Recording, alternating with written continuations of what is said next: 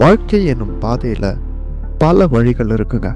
ஒரு ட்ரேடராக நீங்கள் இருக்கலாம், ஒரு வேல்யூ இன்வெஸ்டராக இருக்கலாம், ஒரு ரியல் எஸ்டேட் நிபுணராக இருக்கலாம், ஒரு நிறுவனத்தின் தலைமை செயல் அதிகாரியாக இருக்கலாம், இல்லை ஒரு அதிபராக கூட இருக்கலாம். நீங்கள் எந்த பாதையை தேர்வு செய்தாலும் பணக்காரன் ஆகணும்னா சரியான மனப்பான்மை ரொம்ப ரொம்ப அவசியங்க. இந்த வீடியோ நெப்போலியன் ஹில்லோட திங்க் அண்ட் க்ரோ ரிச் புக்கோட 5 மெயின் லெசன்ஸை கொண்ட ஒரு தொகுப்புங்க. சராசரி விதியின்படி, அதாவது லா ஆஃப் ஆவரேஜஸ் படி, சில பேர் இந்த புக்கில் இருக்கக்கூடிய ஆலோசனைகளை பின்பற்றாமலே பணக்காரனாகலாம். ஆனால் வாழ்க்கையில் அதிர்ஷ்டத்தை மட்டும் எதிர்பார்த்துக்கிட்டு உங்கள் சொந்த செயல்கள் மற்றும் எண்ணங்கள் மேலே பொறுப்பில்லாமல் இருப்பது ஒரு தவறான திட்டங்க. அதுக்கு பதிலாக உங்கள் செல்வங்களையும் சொத்துக்களையும் எப்படி அதிகரிக்கிறது என்று பார்ப்போம். அதுக்கு முன்னாடி கோல்டன் ரூல்: நீங்கள் உங்களை வெல்ல முடியவில்லை என்றால் உங்கள் மனதால் நீங்கள் வெல்லப்படுவீர்கள். If you don't win yourself, your mind will win you. Lesson number 1: உங்கள் எண்ணங்கள் முக்கியம். உண்மையிலே எண்ணங்களுக்கு மற்ற பொருட்களைப் போலவே திறன் இருக்குங்க. உங்க எண்ணங்கள் நிச்சயமான குறிக்கோள், தொடர்ந்த முயற்சி மற்றும் தீவிரமான ஆசையோடு கலக்கும் போது மிகப்பெரிய சக்தி உடையவைகளா மாறுதுங்க. இது திங்க் அண்ட் க்ரோ ரிச் புக்குடைய மைய கருத்துங்க. புத்தகத்தினுடைய தலைப்பிலிருந்தே இதை நம்ம உணர்ந்துக்கலாம். ஆத்தர் அழகா எழுதுறாருங்க: உங்கள் எண்ணங்களில் செல்வங்கள் இல்லை என்றால் உங்கள் வங்கி கணக்குகளில் அதை எப்போது காணப்போகிறீர்கள்? மனுஷங்க பண்ண எல்லா சாதனைகளுமே ஒரே ஒரு எண்ணத்திலிருந்து ஆரம்பிச்சது தாங்க. எல்லா பெரிய தலைவர்களுமே ஒரு காலத்துல கற்பனையாளர்களா இருந்தவங்க தாங்க. Mahatma Gandhi, George Washington, Martin Luther King, இவங்க எல்லாம் எப்படி வெற்றி பெற்றாங்கன்னு நினைக்கிறீங்க? அவங்க கிட்ட இருந்த வித்தியாசமான எண்ணங்களும் சிந்தனைகளும் தாங்க. நம்ம எல்லாருக்குமே நம்முடைய மனதை கட்டுப்படுத்தக்கூடிய திறமை இருக்குங்க. நமக்கு பிடிச்ச மாதிரி எண்ணங்களையும் சிந்தனைகளையும் நம்ம மனசுல நாமளே ஏற்படுத்திக்க முடியுங்க. இது ஒரு அற்புதமான சக்திங்க. தீவிரமான ஆசையால ஆதரிக்கப்படும் எண்ணங்கள் ரியாலிட்டியா நம்முடைய வாழ்க்கையில வெளிப்படக்கூடிய தன்மை கொண்டவை அப்படின்னு ஆத்தர் சொல்றாரு. ஆனா இது இரு பக்கமும் வேலை செய்யுங்க. நீங்க உங்க மனசுக்குள்ள நல்ல எண்ணங்களை விதைக்க தவறிட்டீங்கன்னா அது வெறுமையா இருக்காதுங்க. மாறாக பிற எண்ணங்களை தானாகவே விதைக்க ஆரம்பிச்சிருங்க. மறுபடியும் சொல்றாங்க, உங்கள் மனதை கட்டுப்படுத்த தவறினால் மற்ற எதையுமே கட்டுப்படுத்த முடியாதுன்னு அழகா ஆத்தர் விவரிக்கிறாருங்க.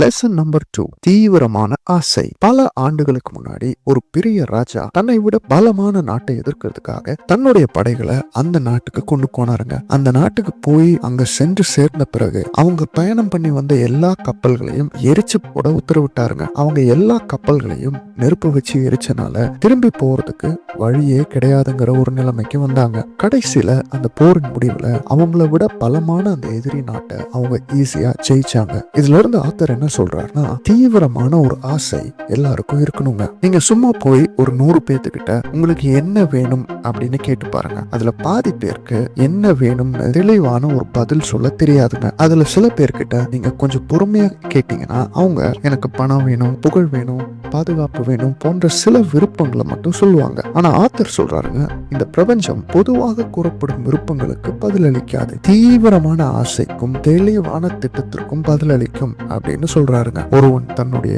குறிக்கோள்களில் தெளிவாக இருக்கும் போது கடவுளே அவன் பக்கத்தில் இருக்கிறார் என்று ஆத்தர் அழகா சொல்றாருங்க. ஆசைங்கிறது தானா வராதுங்க. அதுலயும் தீவிரமான ஆசைங்கிறது கண்டிப்பா தானா வராதுங்க. அதை உருவாக்க நீங்க ஒரு தனிப்பட்ட முயற்சியை எடுக்கணுங்க.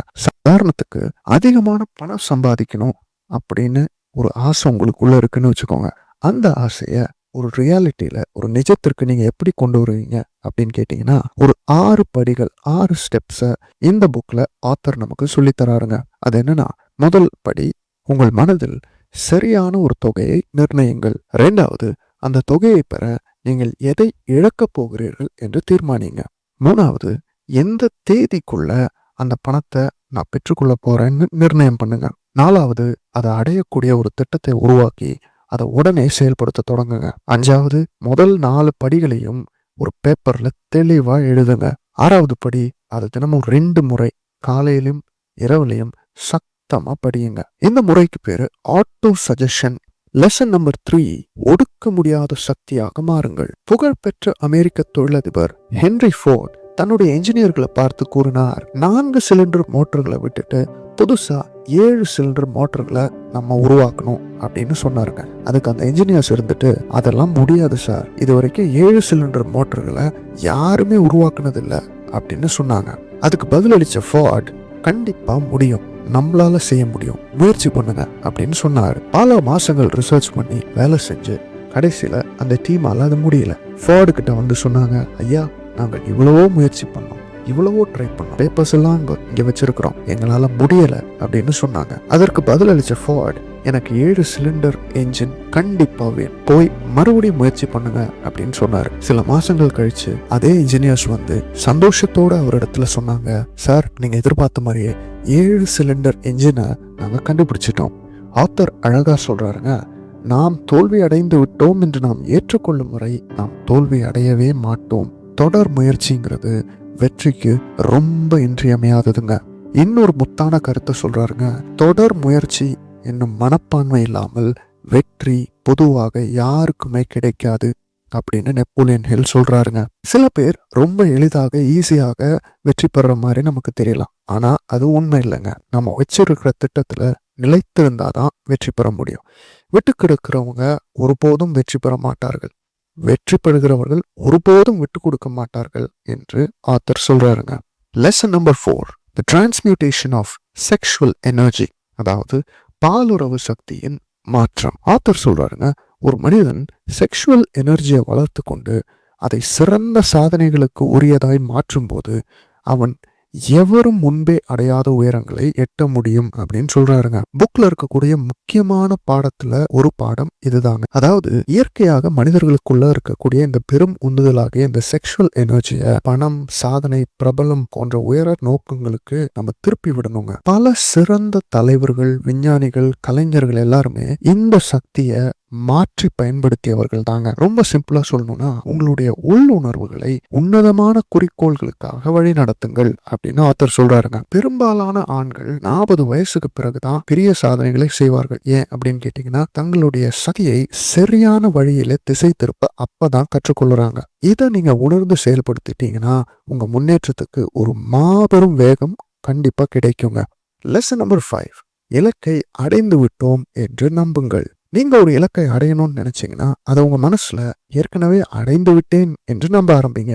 அப்படி நம்ப ஆரம்பிச்சீங்கன்னா உங்கள் செயல்கள், சிந்தனைகள், பழக்கங்கள் எல்லாமே அதுக்கேற்ற வகையில உதாரணமாக மாறும். உதாரணத்துக்கு, நீங்க 1 கோடி ரூபாய் வருமானம் உள்ளவர் என்று ஒரு இலக்கை வச்சு அதை அடைஞ்சிட்டேன் அப்படின்னு நம்பினீங்கன்னா நீங்க செலவழிக்கிற முறை, உங்களுடைய உள்ள இருக்கிற உட்கருத்து, உங்க டைம் மேனேஜ்மெண்ட் எல்லாமே அதுக்கேற்ற மாதிரி உயர்ந்திருக்குங்க. முன்னதாகவே அனுபவிக்கிற மாதிரி ஒரு வாழ்க்கையை வாழுங்க. பிரபஞ்சம் உங்கள் நம்பிக்கையை உண்மையாக்கும். இதுதான் சாதாரண லா ஆஃப் அட்ராக்ஷன். உங்களுடைய தன்னம்பிக்கையை வளர்த்து கொள்ளுங்க. தினமும் ஒரு சின்னஞ்சிறிய வெற்றியை அடைய முயற்சி செய்யுங்க. இந்த சின்னஞ்சிறிய வெற்றிகள் உங்கள் மனதில் என்னால் செய்ய முடியுங்கிற ஒரு நம்பிக்கையை கட்டமைக்க உதவி செய்யுது. நம்பிக்கை இஸ் ஈக்குவல் டு சக்தி அல்லது பவர். கடைசியா மறுபடியும் ஒரு சம்மரைஸ் பண்ணிடுவோங்க. நம்பர் 1, உங்கள் எண்ணங்கள் மிக முக்கியம். நம்பர் 2, உங்கள் ஆசைகள் தீவிரமாக இருக்க வேண்டும். நம்பர் 3, ஒடுக்க முடியாத ஒரு மனப்பான்மையை கொண்டு வாருங்கள். நம்பர் 4, உள்ளுணர்வை உயர்ந்த நோக்கங்களுக்கு மாற்றிக்கொள்ளுங்கள். நம்பர் 5, ஏற்கனவே அடைந்து விட்டதை போல வாழுங்கள். இந்த 5 நீங்க ஒருங்கிணைச்சிங்கன்னா வெற்றியை தவிர வேற வழி எதுவும் கிடையாதுங்க. இந்த வீடியோ பிடிச்சிருந்தா லைக் பண்ணுங்க, காமெண்ட் பண்ணுங்க, புக்மேன் தமிழுக்கு சப்ஸ்கிரைப் பண்ணுங்க. பாய்.